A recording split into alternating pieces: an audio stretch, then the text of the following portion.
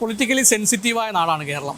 ലോകത്തുണ്ടാകുന്ന എന്ത് മാറ്റങ്ങളെക്കുറിച്ചും പ്രതികരിക്കാനുള്ള ശേഷിയാണ് മലയാളിയെ മലയാളിയാക്കുന്നത്. അതുതന്നെയാണ് നിയമസഭാ പുസ്തകോത്സവത്തിലെ വെനസ്വേലൻ ഐക്യദാർഢ്യവും.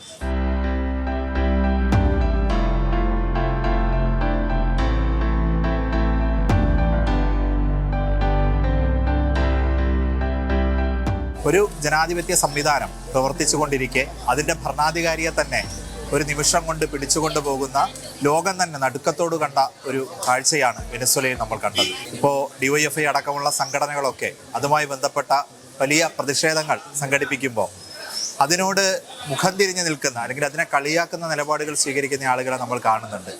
പക്ഷെ അതിൽ നമ്മൾ മനസ്സിലാക്കേണ്ട ഒരു കാര്യം, ഇപ്പോൾ NV യുടെ ഒരു കവിതയുണ്ട്, എങ്ങോ മനുഷ്യന് ചങ്ങല കൈകളിൽ അങ്ങൻ കയ്യുകൾ നൊന്തിയിടുകയാണ്, എങ്ങോ മർത്യന് പ്രഹരമേൽക്കുവിൽ ഏൽക്കുവതെൻ്റെ പുറത്താകുന്നു എന്നാണ് ആ കവിത. ലോകത്തെ ഏതു മനുഷ്യൻ്റെ മേൽ ഒരു ചാട്ടവാറടി വീഴുമ്പോഴും ആ വീഴുമ്പോഴുണ്ടാകുന്ന വേദന നമുക്കുമേൽ അത് വീഴുമ്പോഴുണ്ടാകുന്ന വേദന കൂടിയാണെന്ന് തിരിച്ചറിയുന്ന ആളുകളാണ് മലയാളികൾ ഉൾപ്പെടെയുള്ള ജനാധിപത്യ വിശ്വാസികൾ.